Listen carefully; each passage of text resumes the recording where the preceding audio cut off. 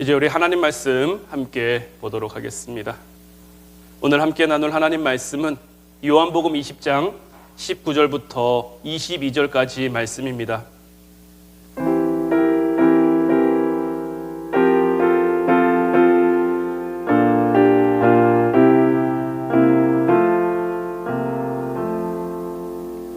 오늘 말씀 제가 여러분들에게 봉독해 드리도록 하겠습니다. 이날 곧 안식 후 첫날 저녁 때에 제자들이 유대인들을 두려워하여 모인 곳의 문들을 닫았더니 예수께서 오사 가운데 서서 이르시되 너희에게 평강이 있을지어다. 이 말씀을 하시고 손과 옆구리를 보이시니 제자들이 주를 보고 기뻐하더라. 예수께서 또 이르시되 너희에게 평강이 있을지어다. 아버지께서 나를 보내신 것 같이 나도 너희를 보내노라. 이 말씀을 하시고 그들을 향하여 숨을 내쉬며 이르시되 성령을 받으라. 아멘. 할렐루야.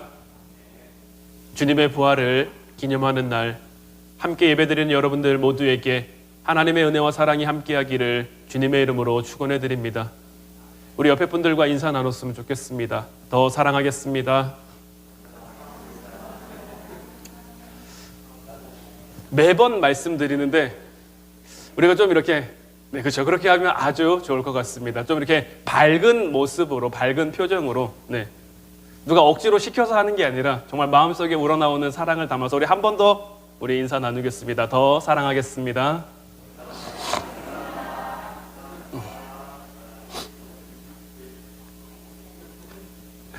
하나님께서 여러분들을 어제보다 오늘, 또 오늘보다 내일 더 사랑하여 주실 줄 믿고 또한 여러분들의 가정 위에 또 우리 교회 위에 그 사랑이 충만히 임하기를 바랍니다. 오늘은 예수님께서 부활하신 부활절입니다. 부활절은 예수님께서 죄와 사망의 권세를 이기신 날이기도 하고요, 마귀의 권세를 이기신 날이기도 합니다. 고난의 시기를 지나는 우리에게 예수님의 부활이 소망이며 능력이며 확신이 되어 끝까지 우리의 믿음을 지키며 살아갈 수 있기를 주님의 이름으로 축원해 드립니다. 오늘 우리가 함께 본 말씀의 배경은 이렇습니다. 이제 예수님께서 십자가를 지시고 십자가에서 돌아가셨어요. 예수님의 죽으심 앞에 제자들은 도무지 정신을 차릴 수가 없었어요. 제자들이 본 예수님은 어떤 분이었냐면 정말 대단하신, 이 나라를 뒤집을 수 있는 분, 로마로부터 우리를 구원해 줄 수 있는 그러한 분이라고 여겼는데 너무 허망하게, 너무 허탈하게 잡혀가셨고 재판받으셨고 십자가에 달려 죽으셨단 말이에요. 모든 것을 버리고 예수님을 따랐던 제자들의 입장에서는 할 수 있는 게 없는 거예요. 그런데 사실 이 부분에서도 예수님께서 몇 차례에 걸쳐 자기의 죽으심과 부활에 대해 말씀하셨단 말이에요. 그런데 제자들은 예수님의 이러한 말씀을 듣지 못했어요. 그러니까 이들이 예수님과 함께 하면서 자기들이 듣고 싶은 것만 듣고 보고 싶은 것만 본 거예요. 예수님이 이 땅에 오신 이유와 이 땅에서의 사역과 사명에 대해서 분명히 그들에게 알려주시며 너희들도 어떠한 사람이 되어야 할 것을 전해주셨음에도 불구하고 그들은 그 사명을 깨닫지 못했던 것. 예수님께서 부활하셨지만, 약속대로 부활하셨지만 제자들은 그것을 믿지 못하고 오늘 말씀을 보면 이날 곧 안식 후 첫날 저녁 때에 제자들이 유대인들을 두려워하여 모인 곳의 문들을 닫았더니 예수께서 오사 가운데 서서 이르시되 너희에게 평강이 있을지어다. 제자들은 두려운 마음에 모여 있었어요. 예수님을 죽인 유대인들이 자기들에게도 해코지 할까봐 그게 두렵고 그게 무서워서 모인 곳의 문들을 다 닫고 숨어 있었던 거예요. 그런데 부활하신 예수님께서는 제자들이 모여있는 그곳에 찾아오신 곳, 예수님께서 부활하신 그 후에 찾으신 곳이 제자들이 모인 곳이라는 이 사실이 우리에게 의미하는 바는 사실 굉장히 큽니다. 만약에 예수님이 부활하셨어요. 그리고 난 다음에 대제사장들에게 갔으면 어떠셨을까요? 서기관들에게 가셨으면 어떠셨을까요? 종교 지도자들, 바리새인들, 사두개인들, 이런 사람들 앞에 예수님께서 부활하셔서 나타나셨으면 어떻게 됐을까요? 그들을 정죄하시고 그들을 심판하시는 것밖에 안 되죠. 너희들이 감히 너희들이 어찌 나에게 이렇게 할 수 있느냐? 내가 이 땅에 온 이유가 무엇인데 내가 너희들을 가만히 둘 줄 아느냐? 이런 의미밖에 될 수가 없는 거죠. 하지만 우리 주님께서는 부활하신 후 제자들에게 찾아오셨어요. 세상 가운데 무서워하고 세상 가운데 두려워하고 있는 그들에게 찾아오셔서 그들에게 무엇을 말씀하셨습니까? 평강이 있을지어다 말씀하신 것. 예수님께서 이 땅에 오신 이유, 예수님께서 십자가를 지신 이유, 예수님께서 우리에게 구원의 은혜를 베풀어 주신 그 이유가 무엇입니까? 우리로 하여금 하나님의 나라를, 하나님의 교회를 이 땅 가운데 세워가기 위함인 거잖아요. 우리도 이 세상 가운데 두려움 속에 살아갈 때가 많아요. 우리가 20일 기도회 동안 다니엘 말씀을 함께 나누었는데 때론 세상이 우리를 풀무불에 집어 던지는 것 같은, 사자굴에 던지는 것 같은 그런 두렵고 무섭고 겁나는 그러한 상황 가운데 우리가 있는 것 같다는, 그러한 상황이 우리에게 주어진 것 같다는 그러한 생각 속에, 그러한 마음 속에 살아갈 때가 굉장히 많거든요. 부활하신 주님께서는 그런 우리들에게 찾아와 주시는 것, 그리고 우리에게 말씀하십니다. 너희에게 평강이 있을지어다. 주님의 평강이 사랑하는 우리 화운교회 모든 성도에게 함께하기를 주님의 이름으로 축원해 드립니다. 시편 118편 22절 말씀을 보면 건축자가 버린 돌이 집 모퉁이의 머릿돌이 되었나니 라고 되어 있습니다. 이 말씀 가운데 나와 있는 버린 돌은 예수님의 십자가 죽음을 의미합니다. 이 세상은 예수님을 버렸어요. 정말 처절하게 버렸어요. 하지만 하나님께서 예수님과 함께함으로 예수님을 집 모퉁이의 머릿돌이 되게 하셨다라고 말씀하시고 있는 거죠. 머릿돌은 무엇입니까? 머릿돌은 우리가 초석이라고도 말합니다. 그 건물을 지을 때 중심이 되는 그 돌을 가리켜 머릿돌이라고도 하고 초석이라고도 하는 거예요.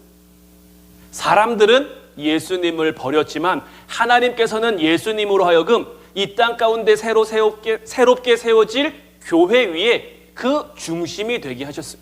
그래서 우리는 늘 예수님을 중심에 모시고 살아갈 수 있어야 하는 것. 우리 가정의 중심이 예수님이 되면, 우리 교회의 중심이 예수님이 되면 우리의 삶은 흔들리거나 무너질 그 어떤 이유도 없는 것.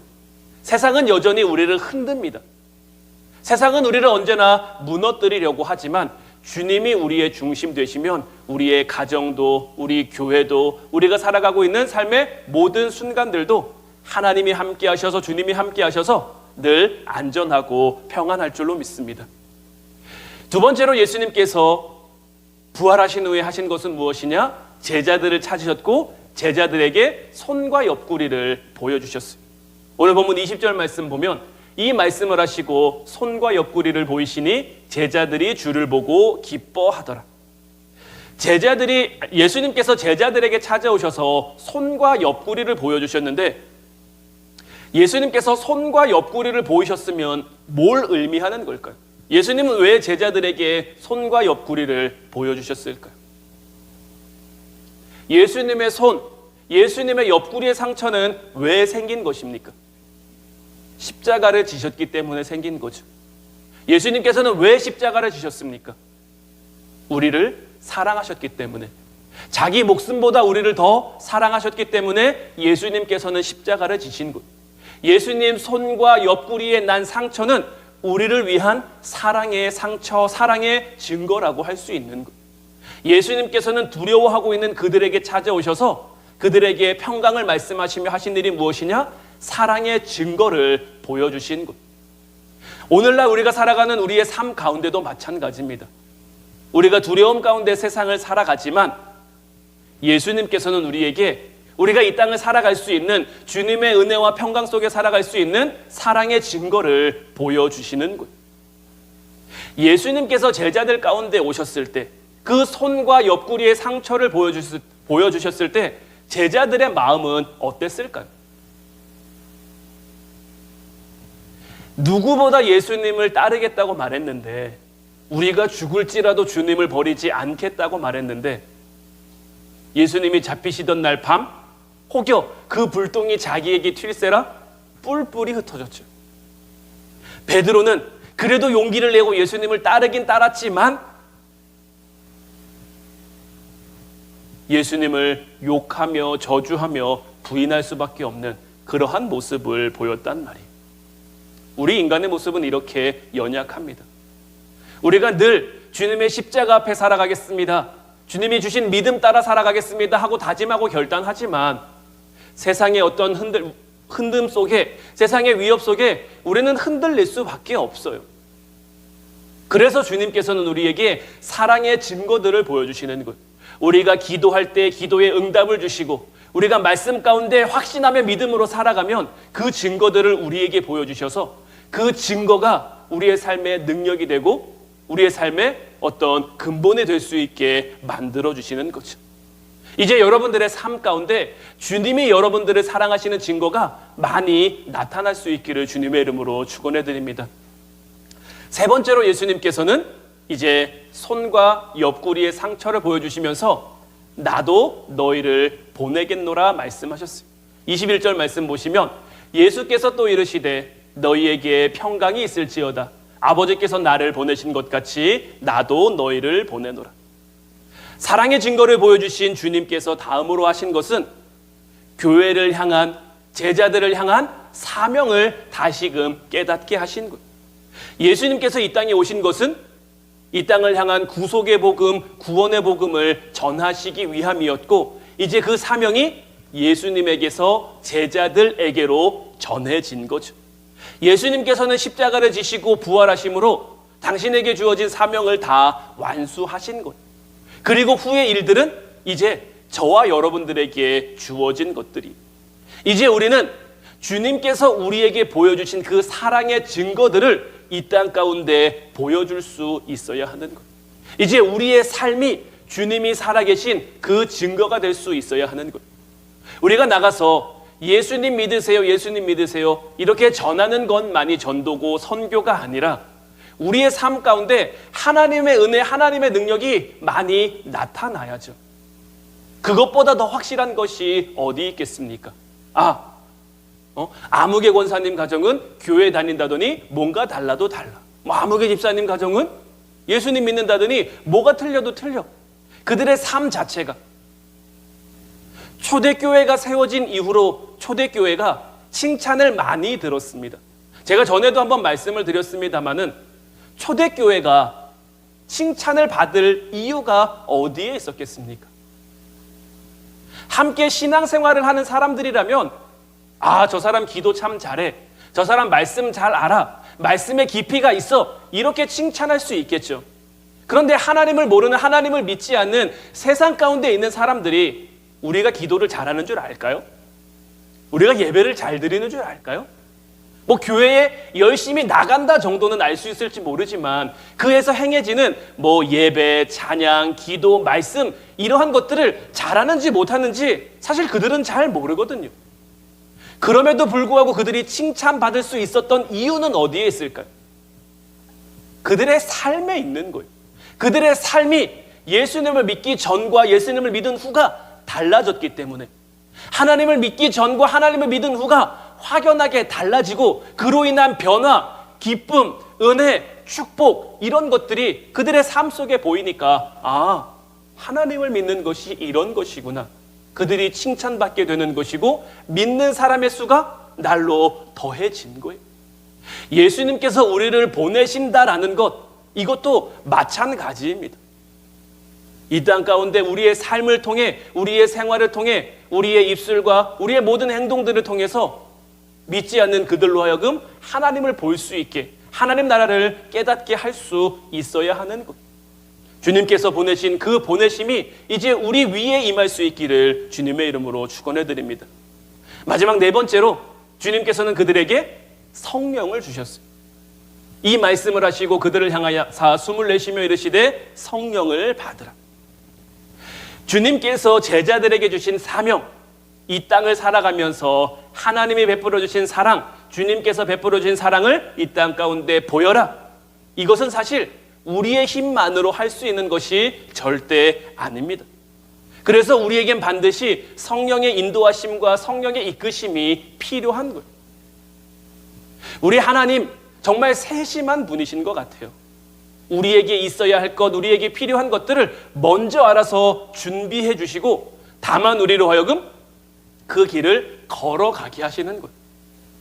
물론 여러분들에게 그 길을 걸어가는 것이 쉬운 길이라고 말씀드릴 수는 없습니다. 우리 주님께서도 분명히 말씀하셨듯이 좁은 문으로 들어가야 한다고 하셨고 그 길은 좁고 협착해서 찾는 이가 적다라고 말씀하셨어요.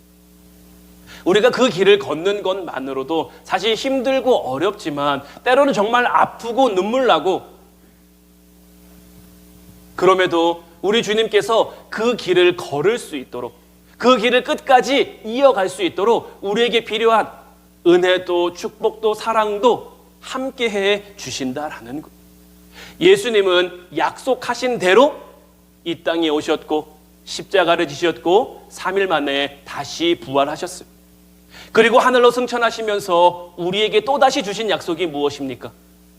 내가 올라간 것처럼 다시 너희들에게 올 것이다. 주님의 이 약속 이루어질까요? 안 이루어질까요? 지금까지의 모든 약속이 이루어진 것처럼 그 약속 역시 우리를 향해서 이루어질 거예요. 우리는 약속이 그 이루어질 그 날을 기대하며 소망하며 우리에게 주신 사명을 잘 감당해 가야 하는 거예요. 하지만 이것 우리 힘만으로는 안 되고 하나님이 주신 성령을 사모하며 그 성령의 인도하심과 이끄심 가운데 그렇게 살아갈 수 있어야 하는 거예요. 제자들의 삶을 통해 우리는 참 많은 것을 배울 수가 있어요. 오늘 말씀을 통해서 우리가 보듯이 부활하신 예수님을 제자들이 만났잖아요. 그렇죠? 예수님의 죽으심도 받고 예수님의 부활도 봤어요. 그런데 예수님이 승천하신 후 제자들이 한 일은 또 무엇입니까? 제자들은 또 뭐 했죠? 오늘 말씀에 나온 것과 똑같아요. 유대인들을 두려워하여 모인 곳에 문을 닫았어요. 물론 조금 달라진 점은 예수님이 말씀하신 것처럼 그곳에서 전혀 기도에 힘썼다는 것. 부활하신 주님을 만났기에 세상을 향한 두려움을 그들이 이겼다가 아니에요. 다만 부활하신 주님이 그들에게 주신 그 말씀을 붙잡았다예요.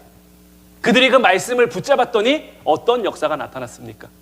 하나님의 성령이 정말 불처럼 바람처럼 그들에게 임했잖아요. 그리고 성령이 임한 이후로 그들의 삶이 달라졌잖아요. 오늘 우리에게 우리 주님께서도 찾아오셔서 말씀하시는 줄로 믿습니다. 너희에게 평강이 있을지어다. 아버지께서 나를 보내신 것 같이 오늘 본문 21절 말씀처럼 아버지께서 나를 보내신 것 같이 나도 너희를 보내노라. 그러면서 우리에게 주신 그 성령, 이 성령의 역사하심이 저와 여러분들 가운데 임함으로 때론 세상이 사자굴처럼 우리를 두렵게 집어삼키는 것 같지만 주님을 우리의 중심에 모시고 살면 주님의 은혜와 주님의 평강과 주님의 평안이 우리에게 임할 줄로 믿습니다. 그러므로 이 땅 가운데 우리를 승리하게 하실 줄로 믿습니다. 예수님의 부활이 우리 모두의 부활이 될 수 있도록 예수님의 부활이 정말 내 안에 믿음의 부활, 신앙의 부활, 기도의 부활, 말씀을 가까이 하는 삶의 부활이 될 수 있도록 늘 주님 안에 살아가는 사랑하는 우리 화운교회 모든 성도님들이 되시기를 주님의 이름으로 축원해 드립니다. 기도하겠습니다.